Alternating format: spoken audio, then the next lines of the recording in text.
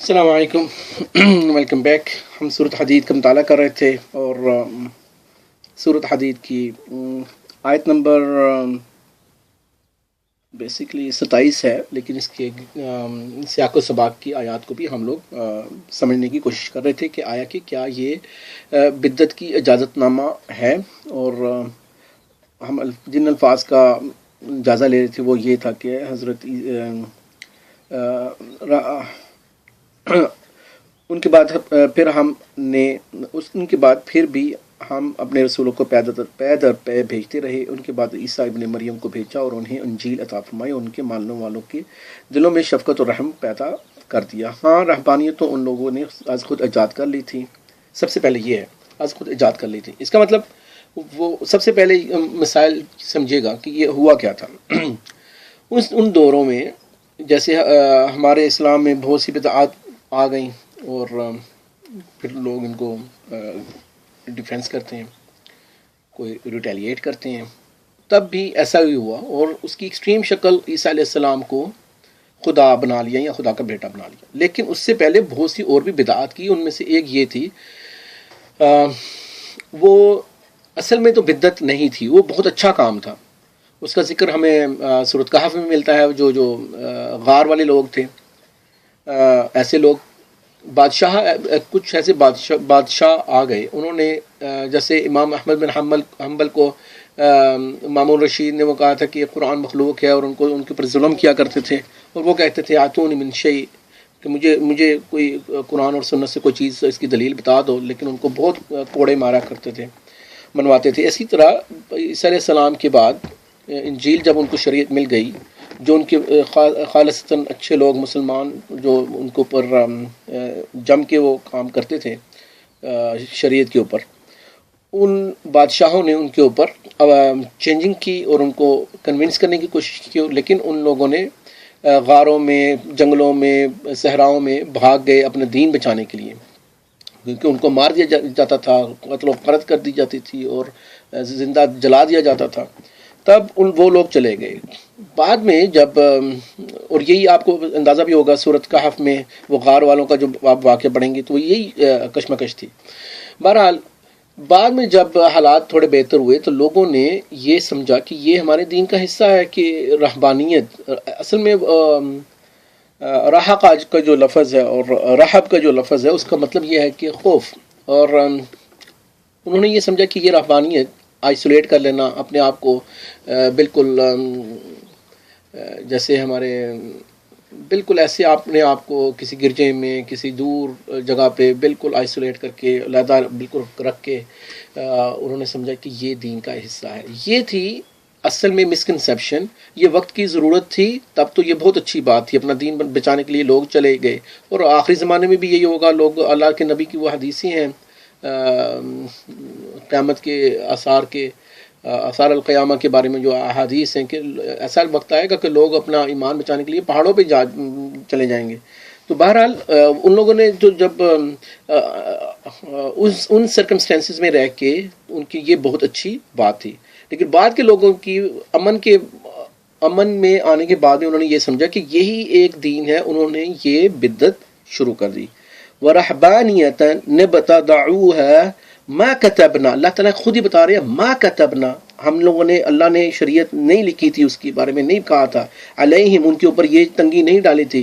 الا ابتغاء رضوان اللہ، لیکن انہوں نے اللہ کی رضا کے لیے وہ سارے کام جو بھی بدعت کے کیے، انہوں نے سمجھا کہ یہ بھی ایک عبادت ہے. فما رعوها حق رعایتها، اصل میں یہ لفظ بھی اگر سمجھ لیں تو ساری چیز سمجھ میں آ جائے گی کہ انہوں نے اس کا حق جو ان کا تھا ان جو رعایت تھی اس کو پورا نہ کیا. اب کون سی رعایت تھی جو وہ پوری نہیں کر سکے؟ جو بدعت ایجاد ہوئی تھی وہ بدعت تو نہیں تھی، لیکن وہ جو مصلحت تھی بھاگنے کی وہ ایک رعایت تھی اس وقت پہ. لیکن پھر انہوں نے اس کا حق بھی ادا نہیں کیا. مطلب یہ ہے کہ وہ ایک اچھے کاز کے لیے تھی، بعد میں انہوں نے ہر چیز کو یہ سمجھ لیا کہ یہی ایک آمین ان کی شریعت کا ایک حصہ ہے. فَأَتَيْنَا الَّذِينَ آمَنُوا مِنْهُمْ أَجْرَهُمْ، اب اللہ تعالیٰ کہہ رہے ہیں کہ اور ہم نے ان کو اجر دے دیا. اور کن کو اجر ملا؟ وہ جنہوں نے بدعتیں کی تھیں. اللہ تعالیٰ خود ہی کہہ رہے ہیں اللہ کے بندو اب خود سمجھیں اس آیت کو. میرے الفاظ میں مت جائیے گا, اپنے قرآن کھولیں اور خود سمجھیں ایمانداری کے ساتھ. یہاں پہ یہ کہاں پہ لکھا ہوا ہے کہ ان لوگوں نے جو لوگ اللہ جن کی غلطیاں نکال رہے ہیں, جن کے انہوں نے بدعتیں بعد میں بنائیں, یہ کہاں پہ مجھے ثابت کر کے بتا دیں یہ قرآن میں کہاں پہ لکھا ہوا ہے کہ ان بدعتیوں کو اللہ نے وہ اجر دیا. اللہ تعالیٰ یہ کہہ رہے ہیں فآت, فا سے مطلب جو ہوتا ہے, جو فا کا مطلب ہے پھر اللہ تعالیٰ نے, یہاں اس کو آپ ایسے کر لیں کہ پھر ان میں سے بھی, پھر کا مطلب ہے کہ یہ اگلا سینٹینس ہے, یہ اس کے ساتھ آپ نہیں جوڑ سکتے. فَآتَيْنَا الَّذِينَ آمَنُوا مِنْهُمْ أَجْرَهُمْ, پھر ہم نے ان میں سے جو لوگ ایمان لائے, وہ سارے کے سارے ایسے نہیں تھے جنہوں نے برا کام کیا تھا. اگر اس کو پورا سمجھنا ہو اس کانٹیکس میں تو سورۃ مائدہ میں جائیں تو اس میں آپ کو پتہ چلے گا. سورۃ مائدہ میں تو پھر یہ بھی کہا ہوا ہے کہ جو تورات والے ہیں وہ تورات کے مطابق اپنا جو ہے نا وہ کریں, شریعت کو نافذ کریں, اور اس کی ساری وہ پوری تفسیر آپ کو مل جاتی ہے. لیکن اس کے آخر میں وہ پھر سورۃ مائدہ میں وہ جو 3 بند باندھے ہوئے ہیں اللہ تعالیٰ نے, وہ وَمَن لَّمْ يَحْكُم بِمَا أَنزَلَ اللَّهُ فَأُولَٰئِكَ هُمُ الظَّالِمُونَ وَمَن لَّمْ يَحْكُم بِمَا أَنزَلَ اللَّهُ فَأُولَٰئِكَ هُمُ الظَّالِمُونَ وَمَن لَّمْ يَحْكُم بِمَا أَنزَلَ اللَّهُ فَأُولَٰئِكَ هُمُ الْكَافِرُونَ اور فاسقون. یہ سارے اللہ تعالیٰ نے بتائے ہوئے ہیں کہ جو اللہ کی شریعت کے مطابق جنہوں نے فیصلے نہیں کیے. اب یہ ان کی قوم کے لیے تھا, اس وقت کے لیے تھا. اچھا, اس کے بعد اللہ کہہ رہے ہیں ان میں سے جو ایمان والے تھے ان کے لیے یہ چیز نہیں تھی کہ جو فَأَتَيْنَا الَّذِينَ آمَنُوا مِنْهُمْ أَجْرَهُمْ, ان میں سے جو ایمان والے تھے, جو عیسیٰ علیہ السلام کی تعلیمات کے اوپر جنہوں نے ٹھیک رہے اور انہوں نے بدعات نہیں کی اور وہ بالکل سٹک رہے, ان کے لیے اللہ تعالیٰ نے اجر دیا. وَكَثِيرٌ مِّنْهُمْ فَاسِقُونَ, اللہ خود ہی کہہ رہا ہے کہ ان میں سے بہت سے لوگ فاسقون بھی تھے. فرض کیا ہم یہ سمجھ لیتے ہیں کہ ٹھیک ہے یار, اگر کوئی یہ کہے کہ نہیں آپ غلط تشریح کر رہے ہو, یہ ایسے نہیں ہے, یہ ان کو حصہ مل گیا جو انہوں نے بدعت کی تھی. اس کا مطلب یہ ہے کہ اگر ان کو فرض کر لیتے ہیں کہ اگر ان کو حصہ بھی مل گیا, ہر چیز مل بھی گئی, تو کیا یہ عیسائیوں کے لیے تھا, عیسیٰ علیہ السلام کی شریعت میں تھا یا مسلمانوں کی شریعت میں تھا؟ اگر مسلمانوں کی شریعت میں سمجھنا ہونا تو اس کی اگلی آیت پڑھ لے. اگلی آیت میں کیوں اللہ نے یہ آیتیں جوڑی ہیں؟ ہر ایک پچھلی آیت کو اگلی آیت سے کڑی ملی ہے.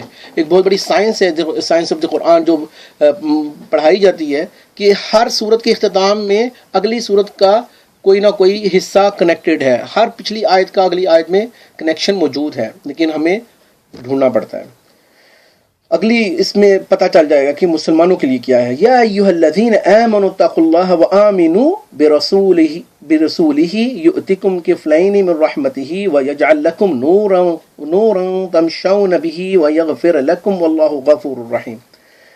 اس میں اللہ تعالیٰ کیا کہہ رہے ہیں؟ اے وہ لوگوں جو ایمان لائے ہوں, اللہ سے ڈرتے رہا کرو اور رسول اکرم صلی اللہ علیہ وسلم اور رسول پر ایمان لاؤ. اللہ تمہیں اپنی رحمت کا دوہرا حصہ دیں گے اور تمہیں نور دے گا جس کی روشنی میں تم چلو پھرو گے, اور تمہارے گناہ بھی معاف فرما دے گا. اللہ بخشنے والا ہے. اب یہ ان لوگوں کے لیے تھا جو عیسائی تھے اور مسلمان ہو گئے. دوہرا اجر ہمیں پتہ ہے, ان کو دوہرا اجر ملنا تھا. اب وہ بتا رہے ہیں کہ یہ پرانی جو بھی, اگر تم لوگ کوئی کرتے, اگر میں ان کی بات کر رہا ہوں, اگر آپ ان کو بدعت والا بھی کام کر رہے ہیں تو پھر آپ اب بھی جو ہے نا, اللہ کہہ رہے ہیں کہ ابھی جو ہے نا آپ نے آپ وسلم کی شریعت کے اوپر ایمان لے کے آئے.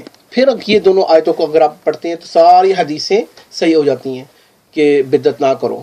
کیونکہ پہلے اگر وہ کرتے بھی تھے, فرض کیا, اول تو نہیں کرتے تھے, میں ایگری نہیں کر رہا ہوں, اگر وہ کرتے بھی تھے اور آپ وسلم کی شریعت میں شامل ہو گئے, اس کے بعد انہوں نے تقوی اختیار کیا, اس کے لیے ان کے لیے ڈبل ریوارڈ ہے. اس کا مطلب یہ ہے کہ ان کو بھی یہ چیزیں چھوڑنی پڑیں گی. تو پھر آپ پکڑ لیں گے تو پھر آپ کہاں پہ جائیں گے؟ اور اللہ تعالیٰ خود ہی بتا رہے ہیں آخری آیت میں, یہ اس لیے ہے کہ اہل کتاب جان لیں کہ اللہ کے فضل کے کسی حصے پر انہیں اختیار نہیں, اور یہ کہ فضل اللہ ہی کے ہاتھ ہے, وہ جسے چاہے دے, اور اللہ بڑے فضل والا ہے. لئلا يعلم أهل الكتاب ألا يقدرون على شيء من فضل الله وأن الفضل بيد الله يؤتيه من يشاء والله ذو الفضل العظيم. اللہ کلیئر کر رہے ہیں بات کو. اس میں عیسائیوں کو جتنا حصہ ملنا اور مسلمانوں کو جتنا حصہ ملنا اللہ تعالیٰ نے کلیئر کر دی. السلام علیکم.